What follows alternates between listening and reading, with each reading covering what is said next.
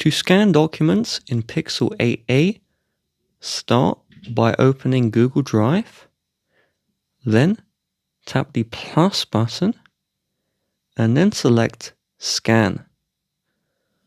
Place the document in the frame of the camera and then tap the shutter button to take a picture. Tap the tick if you're happy with that picture, and it should auto reposition the document. Now tap the crop button if you aren't happy with the scan, and you can always move the points around. And then tap done. And when you select save, it will save it to your Google Drive. Okay, so you'll have to store these files on the Google Drive. If you tap the triple dots next to your Google Drive scan document, you can tap into the download and it will download the file, and you can view these downloaded files in the Files app and then Downloads.